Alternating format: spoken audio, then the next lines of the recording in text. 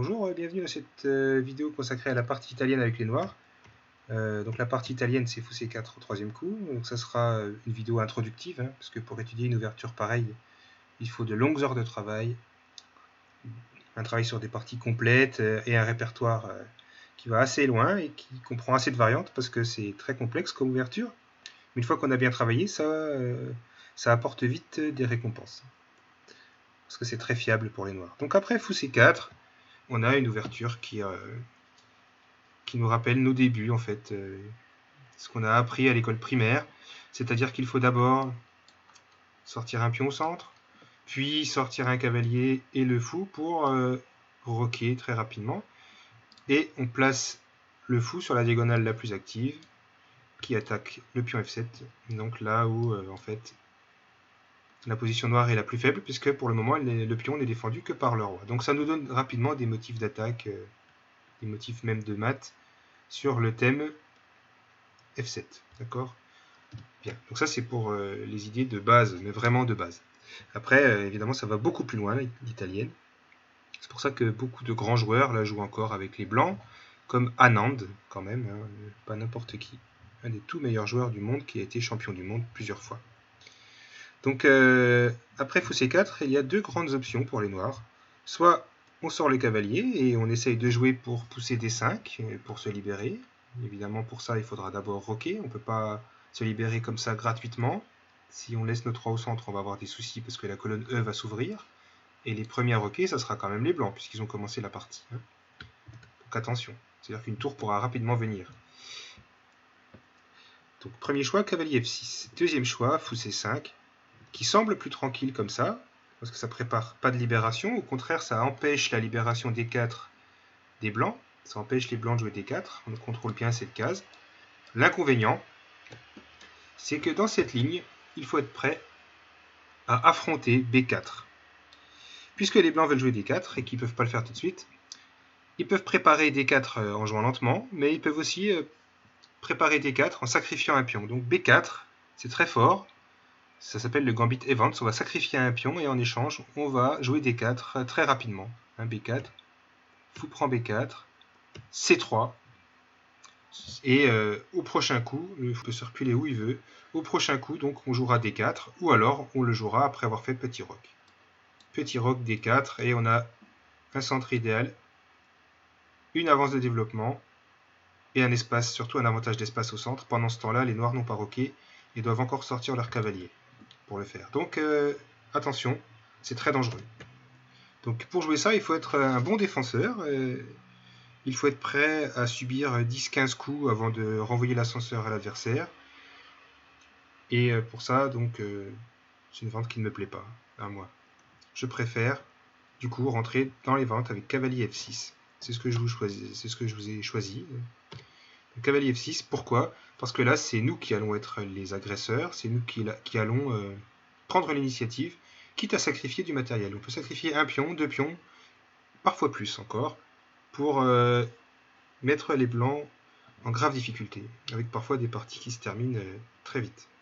Donc, on va choisir d'être celui qui sacrifie les pions plutôt que d'être celui qui les accepte. D'accord? Donc évidemment, cette variante demande aussi beaucoup de travail. C'est pour ça que dans cette vidéo d'introduction, je ne pourrai pas analyser toutes les variantes, ça demandera beaucoup de travail personnel, d'analyse de parties complètes, etc. Donc là, je vais vous montrer simplement les grandes idées. Donc après cavalier F6, on fera une première vidéo d'introduction sur cavalier G5, qui est la variante la plus agressive en apparence, mais qui en fait, à haut niveau, ne se joue plus parce que les noirs ont trouvé des solutions largement suffisantes. Et la variante qui se joue à haut niveau, qui est beaucoup plus tranquille en apparence, c'est D3. L'idée, ça sera de protéger le pion E4, de finir son développement pour ensuite préparer C3, D4. Donc avance au centre, c'est le thème de beaucoup d'ouvertures 4-5 de toute façon. Dans l'espagnol aussi. Donc maintenant, donc on va commencer avec cavalier G5, qui est la variante qu'on joue quand on est débutant aussi, parce que ça menace directement la prise en F7, cavalier prend F7, avec fourchette tour dame. Ça peut menacer aussi fou prend F7 échec, évidemment. mais c'est toujours plus intéressant de gagner du matériel. Donc avec cavalier prend F7, on aurait une fourchette. Donc cette menace ne peut être parée en apparence que d'une manière, hein, qui est D5. Puisque ça coupe la diagonale du fou. C'est effectivement la vente principale. Mais quand même, je tiens à vous faire entreapercevoir une autre variante beaucoup plus amusante. Mais attention, c'est une variante qu'il ne faudra essayer que pour les parties rapides, parce que si vous tombez sur quelqu'un qui connaît, il vous renverra rapidement à l'ascenseur. Hein. Donc ce serait dommage en partie lente, et encore plus en équipe, de perdre simplement parce que vous tombez sur quelqu'un qui connaît bien l'ouverture. Mais en rapide, c'est tout à fait jouable. Fou C5. Vous allez me dire, oui, mais c'est quoi le but? Parce que du coup, on laisse faire cavalier prend F7 et on va perdre du matériel. On se prend une grosse fourchette. Donc, où est le problème? Pourquoi on a laissé faire ça? En fait, l'idée, c'est que les blancs, de leur côté, ont aussi un problème de sécurité du roi. Si on les empêche de roquer, c'est-à-dire, après fou prend F2, on va renvoyer en fait l'ascenseur au blanc. Dire d'accord, tu m'as pris en F7, maintenant je prends F2, je te déroque. L'inconvénient de cette variante, c'est que les blancs, s'ils connaissent, ils vont jouer roi F1, et ensuite ils vont encaisser la tour, et on n'a pas vraiment d'attaque. Pas vraiment, c'est-à-dire que ça défend, on va dire, pour les blancs, et du coup on a un net avantage blanc. À condition, encore une fois, que les blancs jouent précisément quand même. Alors que s'ils prennent le fou, c'est les noirs qui se lancent à l'attaque avec cavalier prend E4, et la dame va arriver aussi. Donc on va avoir une dame qui va arriver. Et parfois, si le roi va sur les mauvaises cases, ici ou ici, on a l'autre cavalier qui arrive aussi en D4 avec échec. Donc on a vite une attaque de mat. Surtout que ce fou-là peut se joindre à l'attaque après D5 aussi. Donc on a vite des possibilités d'attaque qui font en général une partie nulle si les blancs se défendent correctement. Donc en tout cas, c'est à garder pour les rapides, étant donné que ça ne marche pas si les blancs connaissent le meilleur coup qui est roi F1. Mais il faut avouer que c'est seulement quelqu'un qui connaît qui pourra jouer ça. Et ensuite, il faut remarquer aussi que si les blancs ne sont pas trop gourmands dans cette position-là, ils ne vont pas prendre avec le cavalier, ils vont prendre sur échec avec le fou pour nous déroquer. Et ensuite, ils vont enlever leur fou. Et on se retrouve juste avec un pion de moins et un roi déroqué, donc c'est beaucoup moins amusant. Donc c'est pour ça que ce piège-là, je ne le conseille pas en partie lente. Donc à essayer en blitz et en rapide, et ça vous donnera sûrement des bons résultats et des parties marrantes. Donc après cavalier G5, la variante principale c'est D5. Et les blancs ici n'ont pas trop le choix, évidemment. Ils ne peuvent pas prendre du fou, on ne va pas laisser gratuitement ce fou de case blanche. Hein, on ne va pas échanger ce fou de case blanche qui est quand même le joyau de la position. Donc on prend avec le pion. E prend D5. Et là encore, il ne faut pas se tromper. Attention.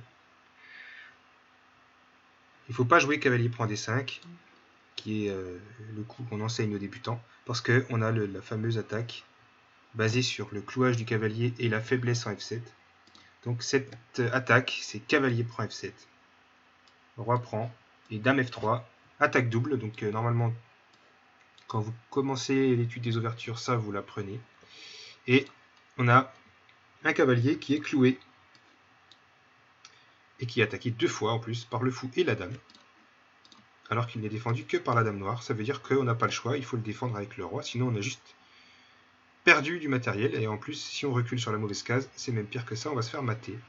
Après dame prend D5, échec, dame prend D5, fou prend D5, mat. Enfin mat au coup suivant, voilà, c'est horrible. Donc attention. Après dame F3 échec, donc roi E6 forcé. Et maintenant clouage du cavalier, on joue cavalier C3. Le cavalier a attaqué 3 fois, donc il faut le défendre. En général, on conseille aux joueurs de le défendre avec cavalier B4, mais ça ne résout pas les problèmes. On va d'abord empêcher la fourchette en C2, si on a vraiment peur, donc on joue d'abord dame E4. Et ensuite, on ouvre la position avec D4.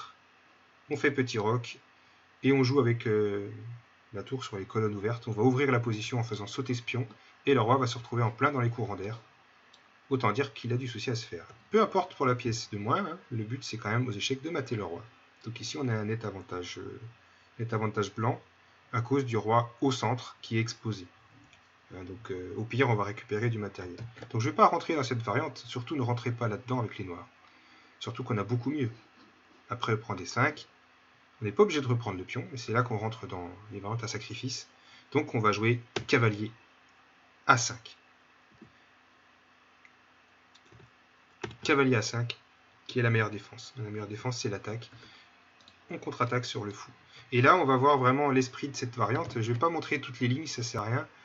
Je vais montrer surtout l'esprit, c'est-à-dire gagner du temps avec les noirs et avec les blancs, essayer de ne pas perdre trop de temps en gardant son matériel d'avance. Parce que là, on a un pion de plus. Donc, les deux solutions pour garder le pion de plus, c'est soit D3, soit fou B5 échec, principalement. Donc, après D3, qui est la moins bonne de ces deux variantes, d'après la théorie en tout cas, eh bien, on constate une chose. On constate que ce pion-là défend le fou. Et ça veut dire qu'il ne défend pas cette case 4, il ne peut pas vraiment la défendre. Il ne peut pas défendre les deux cases. Donc, on a le temps de chasser le cavalier, c'est ça qui est la clé de cette variante. On fait H6, donc on gagne du temps sur ce cavalier qui était quand même encore un peu menaçant. On l'oblige à reculer. Évidemment, s'il va en H3, là on récupère directement le pion en D5 et on est très bien ici parce qu'on a un cavalier mal placé, cavalier au bord, cavalier mort. Et on va de toute façon récupérer le fou des cases blanches. Donc on aura la paire de fous. Donc déjà on a un avantage qui est presque net avec les noirs parce qu'on a récupéré notre pion. Donc le meilleur coup pour les blancs c'est cavalier F3. Le problème c'est que le cavalier, il peut encore être attaqué maintenant par E4 parce que, je vous le disais juste avant, ce pion-là est occupé à la défense du fou. Donc il ne peut pas vraiment prendre E4. Je dis pas vraiment parce que, là encore, il faudra regarder dans le fichier, dans le répertoire, il y a une variante où on prend quand même en E4, mais ça laisse les noirs avec l'avantage, à condition qu'on connaisse. Bien. Donc là, c'est pas l'endroit, je peux expliquer ça. Ça nous amènerait trop loin. Mais donc, ce qu'il faut retenir dans cette variante, c'est gagner la paire de fous, donc gagner celui-là, échanger ce fou contre le cavalier, dans cette ligne avec D3, et jouer sur les lignes ouvertes, en fait, parce qu'on va avoir des belles diagonales qui vont être utiles pour nos pièces. Donc cette diagonale-là pour le fou, qu'on va en général mettre en C5. La colonne qu'on est sur le point d'ouvrir, donc pour ça il va falloir roquer aussi. Et même dans certaines lignes, on va pouvoir utiliser d'autres lignes qu'on va ouvrir. Et on va voir ça en détail juste après. Donc après E4, on a plusieurs possibilités, hein, encore une fois, donc je ne rentre pas dans tous les détails. Cavalier D2, c'est dangereux parce qu'il y a tout de suite fou G4, hein, donc on voit l'idée de départ. Parce qu'après F3, on prend. Et cavalier prend F3 nous permet de récupérer le pion central.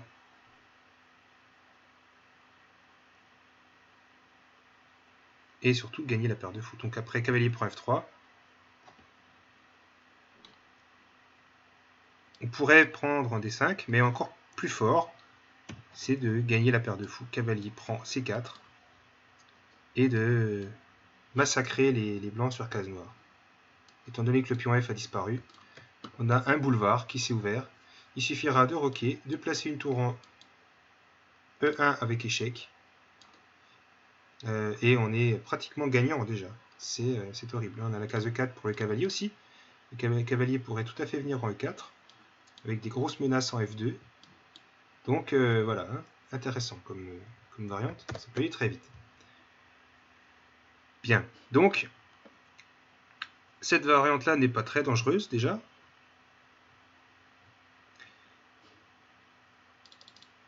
Donc on va directement aller à la meilleure ligne là-dessus après.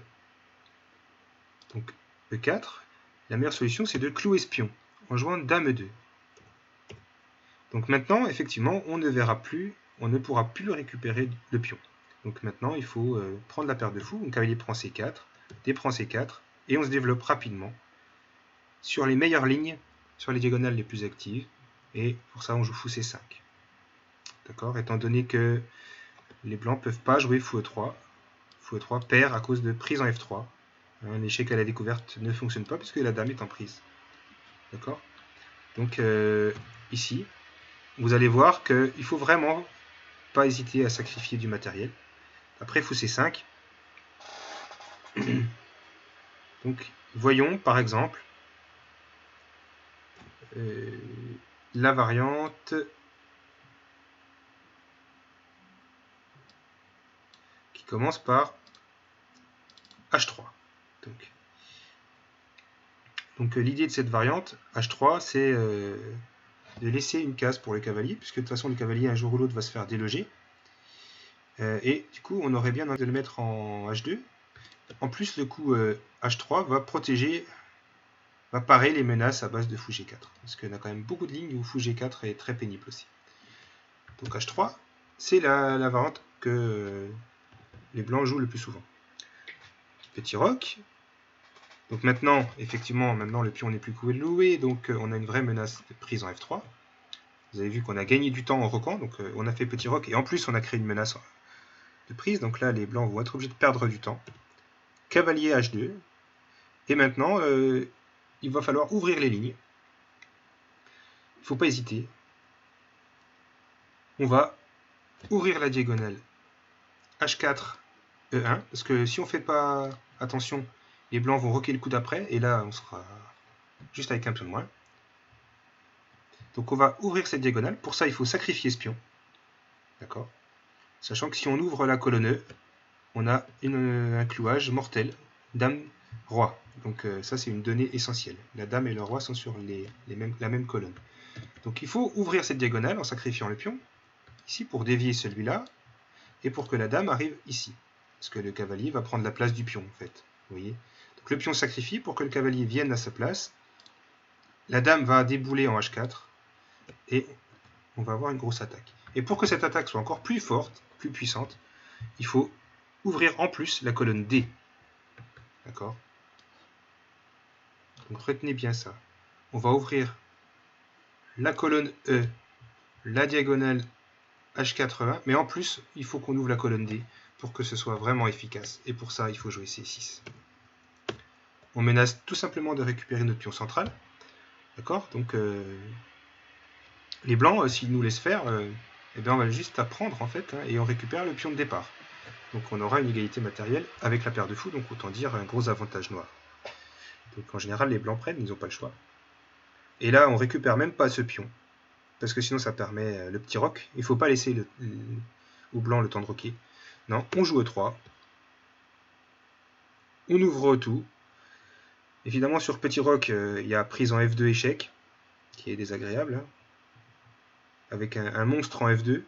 Et des gros problèmes qui vont arriver avec le cavalier. Hein, donc, si on fait petit roc, E prend F2 échec, Roi H1, on aura des soucis parce qu'il y a des moments où le cavalier pourrait arriver sur cette case-là et ça ferait mat, par exemple. Hein. Mat ou fourchette, d'ailleurs, si le cavalier arrive à s'en aller à temps. Donc là, on a un gros problème. On va jouer sur la colonne E aussi. Donc là, on a une position qui est sans espoir. D'accord. C'est pour ça qu'il ne faut vraiment pas avoir peur de cette position. Avec les noirs, on s'en fiche du matériel. Regardez la position des pièces. Et ça suffit. Donc c'est pour ça qu'on ne reprend pas ce pion. On ne perd pas de temps à récupérer ce pion. De toute façon, si ce pion-là prend ici, on va avoir un autre monstre qui va arriver. Ça va être le fou ici, qui va être complètement monstrueux. Qui va avoir une diagonale de fou. Donc, c'est le cas de le dire. Surtout pas rentrer là-dedans quand on a les blancs. Évidemment.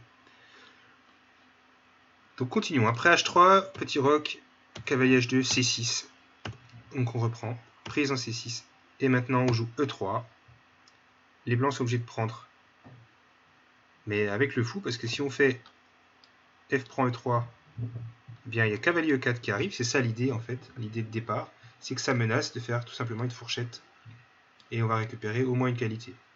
Si on récupère une qualité, là on est bien. Parce que on aura quand même toujours notre paire de fous. Et on aura une grosse activité des pièces qui restent, parce que ce cavalier-là ne joue pas pour le moment. D'après cavalier 4, petit roc, cavalier G3, on récupère la qualité, donc on est bien. Et après, on récupérera ce pion-là d'ailleurs. Avec encore des faiblesses. Hein. Il ne faut pas oublier que dans l'histoire, les blancs, ils auront toujours une faiblesse en E3. et peut-être aussi un pion C4, pas très frais, hein, donc quand même du jeu, toujours, et toujours une colonne D pour les noirs. Bien. Donc après, fou prend E3, donc D prend C6, E3, fou prend E3. On échange, puisque la dame ne peut pas prendre, hein. Si la dame prend, il y a un clouage. Donc on est obligé de prendre du pion E, du pion F. Et maintenant, on a ce qu'on voulait. Cavalier E4. La case est dégagée pour le cavalier, qui crée de nouveau cette menace, avec une autre menace qui est dame H4, échec. Et le roi est complètement dans les courants d'air. Donc on a ouvert la colonne D, on a ouvert la diagonale, on a libéré la case E4. Donc il y a toutes les pièces noires qui restent qui vont arriver à l'attaque. Donc en tout cas, dame, cavalier, tour, ça va faire mal. Donc là, les blancs sont obligés de faire petit roc, sinon ils vont se faire rentrer dedans. Sur cavalier F1 par exemple, eh bien on a dame H4, échec. Et sur G3, on ne prend pas en G3 évidemment, parce qu'on a quand même des pions en moins, donc beaucoup de pions en moins, ça ne sert à rien d'en récupérer juste un, il faut être plus ambitieux. Faire dame F6, parce que là on se rend compte qu'il y a un autre souci, c'est le pion B2. La menace directe, c'est dame prend B2, avec derrière une tour. Donc ça c'est le petit détail de cette variante qu'il ne faut pas oublier. Et on a une autre idée derrière la tête, si jamais on joue C3 côté blanc. L'autre idée, c'est dame prend C6 maintenant que G3 a été joué. Eh bien, on a une autre diagonale qui s'est ouverte. Donc on a une autre menace maintenant. On menace d'enlever le cavalier, de prendre en C3 par exemple, et de gagner la tour derrière. Donc tour H2. Et maintenant, on peut jouer par exemple cavalier G5. C'est une des possibilités. Hein. Mais cavalier G5, c'est intéressant parce que ça crée une menace directe qui est cavalier F3. Donc vous voyez, hein, dans cette variante, c'est un coup, une menace pratiquement. Et on va récupérer ce pion en plus. Avec le fou. Donc on commence à récupérer du matériel, vous voyez. Et après, on récupérera ce pion sans doute un jour aussi. Donc au final, on se retrouvera avec juste un pion de moins. Une position de rêve. Alors on n'a plus la paire de fous, d'accord. Mais le roi blanc au centre doit nous donner confiance. D'accord. Donc ça c'était pour la variante où on empêche les blancs de roquer. Donc H3, c'est pas très dangereux. Imaginons maintenant une variante où les blancs roquent. Donc après dame E2, cavalier prend C4, D prend C4, fou C5. Imaginons petit roc. Petit roc. Cavalier FD2. Et bien là, on va avoir un motif d'attaque de mat avec fou G4. Vous allez voir ce motif bientôt. Donc fou G4. Le problème, c'est que ce pion-là ne peut pas s'interposer parce qu'on a le fou ici, donc le pion est cloué. Donc, la dame est obligée de bouger en E1, c'est la seule case. Et maintenant, le meilleur coup, c'est dame D7. Donc retenez bien cette manœuvre. C'est quelque chose qui va arriver très vite. Parce que maintenant, donc ça c'est le piège dans lequel pas mal de joueurs sont tombés déjà. Si on essaye de jouer cavalier B3 pour s'en prendre à lui, pour le chasser de cette diagonale, eh bien, on laisse la pièce et on joue fou F3 avec une attaque de mat. Le thème, c'est le mat en G2. Hein. On veut mater en G2. C'est pour ça que les noirs ont joué dame D7. C'est pour ensuite arriver ici, ou même en H3. On va voir. Donc je montre rapidement la fin. Après, fou F4. On ne peut pas prendre, évidemment, si on prend en C5, on va se faire mater. Hein.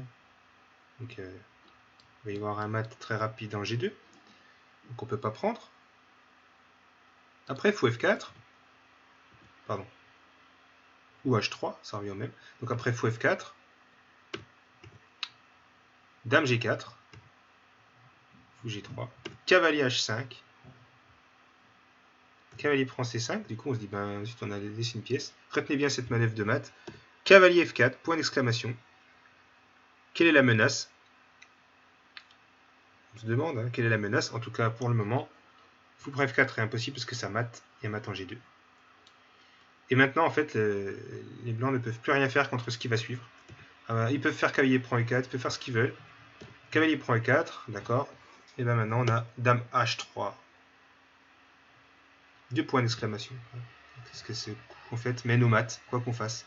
il va y avoir mat en G2 avec la dame. Et si on prend la dame, donc il y a mat en G2 même si on prend le fou, hein, vous avez remarqué, puisque le cavalier protège aussi la case. Et si on prend, il y a un motif de mat qu'on connaît bien, qui est cavalier prend H3 mat. D'accord, donc ça fait mal. Magnifique, magnifique mat. Donc vous avez vu qu'en fait, même si les blancs rock, ils sont pas à l'abri en réalité. Donc retenez bien ce thème. Évidemment, il faudra travailler les autres variantes, mais cette ligne-là est la plus dangereuse. Et on va revenir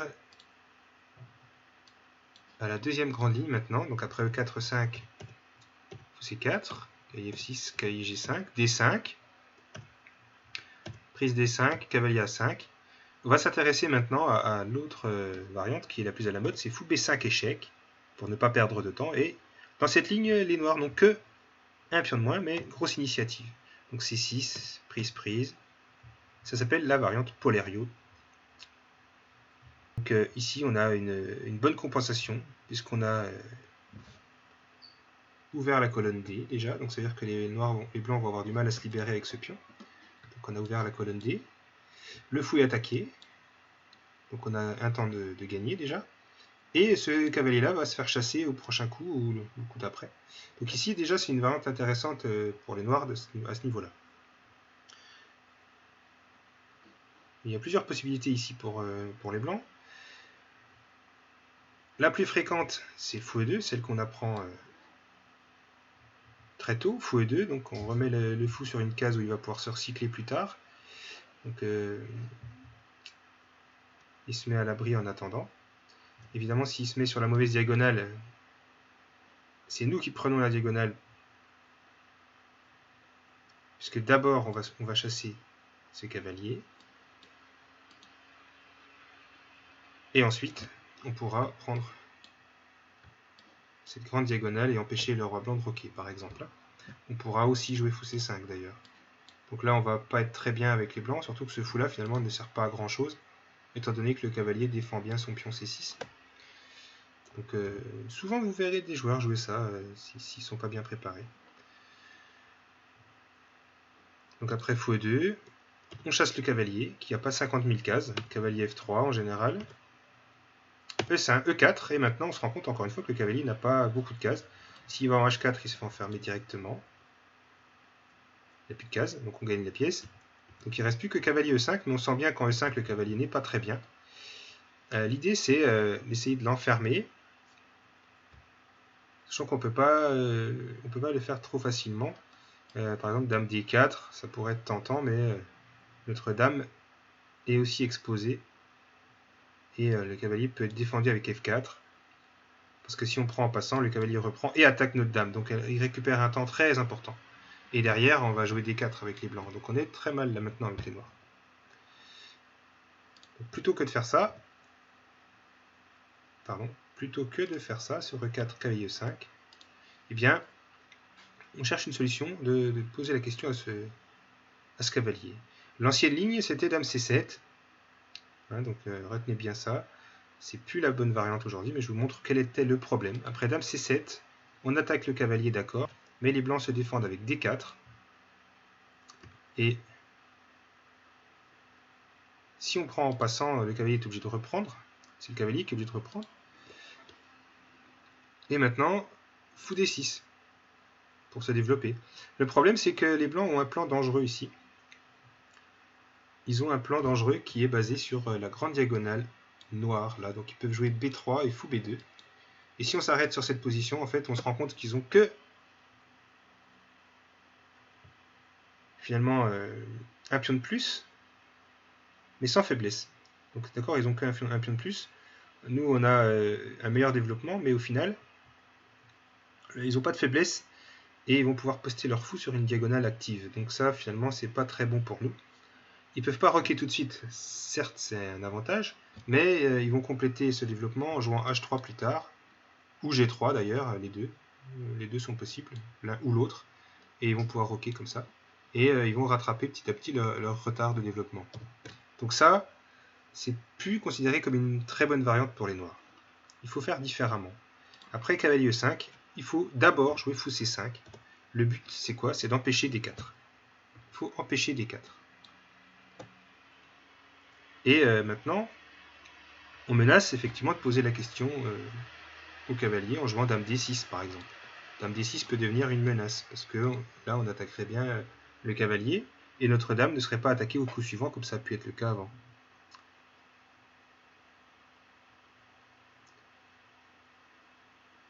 On a aussi maintenant des menaces d'attaque double aussi. Une autre menace qui est bien pire encore, qui est dame d4, avec menace sur le cavalier, et maintenant que le fou est là, menace de mat en f2 aussi. Donc double menace. Donc en fait, le meilleur coup pour les blancs, c'est de préparer d4 et de contrôler la case d4 en jouant c3. Évidemment, si on vous joue un coup comme cavalier c3, frottez-vous les mains et jouez dame d4. Parce que là, ça gagne le cavalier ou ça mate. Bien. Donc c3 est le meilleur coup ici. Et maintenant seulement, on joue dame c7. Comme ça, après d4, prise en d3, cavalier prend d3. Les blancs se sont un petit peu libérés, d'accord.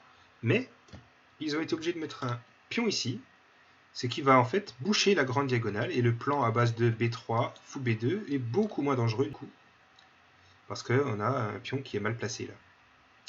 Et la case d3 est affaiblie. Très important, la case d3 est affaiblie. Donc rapidement, la suite, fou d6. Pourquoi? C'est pour empêcher le roc. Si on fait petit roc, on perd le pion h2. Donc on est obligé de jouer h3 si on veut roquer. Attention, il y a d'autres possibilités, mais h3, c'est celle qui se joue si on veut roquer. h3, petit roc, et maintenant, fou f5. On n'a qu'un pion de moins, et qu'est-ce qu'on a en échange? On a des colonnes ouvertes centrales, la colonne E et surtout la colonne D, en fait, c'est surtout la colonne D qu'on va ouvrir. Pourquoi? Bon, qu'on va pas ouvrir, mais qu'on va occuper. Pourquoi? Parce qu'on veut exploiter un clouage potentiel sur ce cavalier. Si on arrive à mettre une tour en D8, eh bien, on pourrait éventuellement donc créer un clouage sur ce cavalier, empêcher, donc forcer la dame à bouger. Du coup, la dame blanche serait obligée de bouger, mais pas n'importe où. Autre chose, on a une bonne case C4 pour notre cavalier, qui pourrait un jour surgir. Une case E4 intéressante pour notre cavalier aussi. Et des possibilités de pousser à base de C5, C4 aussi. Donc on a un jeu très dynamique. Ici, on a un jeu très dynamique. Il ne faut pas faire de coup d'attente, il ne faut pas se défendre. Ici, il faut se lancer à l'attaque. On n'a qu'un pion de moins, mais en échange de ce pion, on a un gros avantage d'espace. On a beaucoup de cases en fait, pour ça. Les blancs de leur côté contrôlent aucune case centrale. Pratiquement, ils contrôleraient que des 4. Nous, on a toutes les autres. Donc les blancs ont des 4, mais nous en échange, on a C4, on a C5. On contrôle bien la case D5. D'ailleurs, le cavalier peut y aller de temps en temps, dans certains cas. Et on contrôle bien ces cases-là. Donc en fait, on a les 5 cases importantes.